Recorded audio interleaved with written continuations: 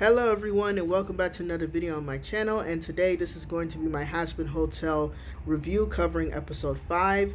And in this episode, definitely one of my favorites so far throughout the entire series. It's because the introduction to my new second favorite character, which is Lucifer.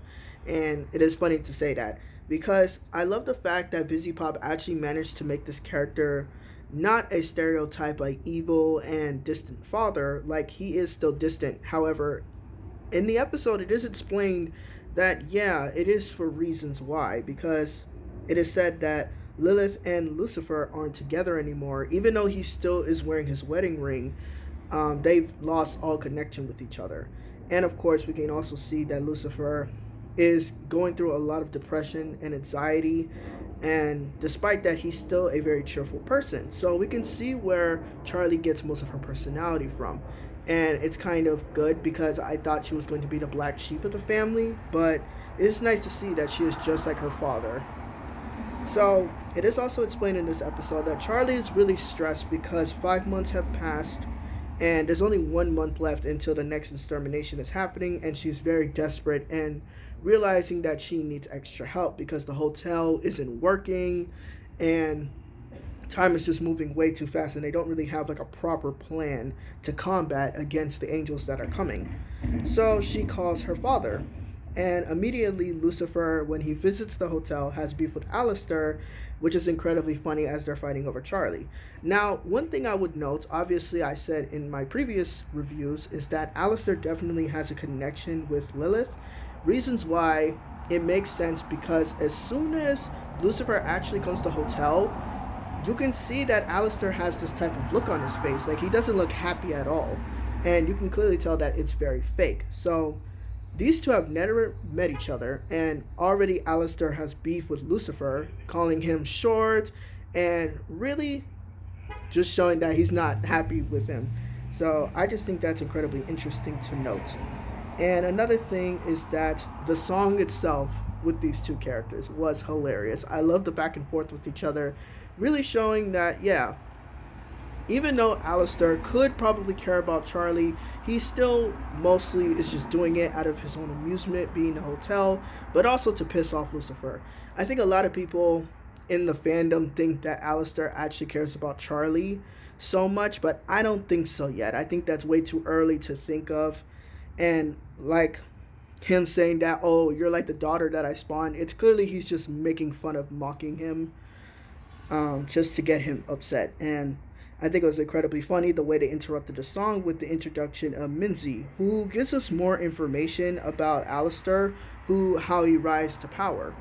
And that just makes me more and more interested into Alastor's character as a whole. And I think Missi was pretty funny as well. Like, she wasn't supposed to be the best, and clearly, she's someone who causes trouble. So reasons why Husker was trying to warn Alastor about the threats that he might not be able to handle because he's been gone for 7 years and nobody knows where he's been, and obviously he's not going to tell them. But then Husker does the mistake of mentioning how Alastor is also controlled by someone because he was angered how Alastor was treating him like a pet.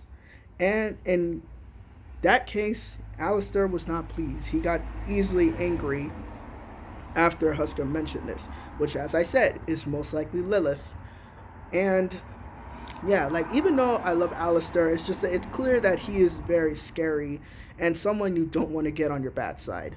So that people should know that he's not obviously a good person, and that's reasons why I love Alastor. He's evil for the sake of being evil, but he also has his own things going on.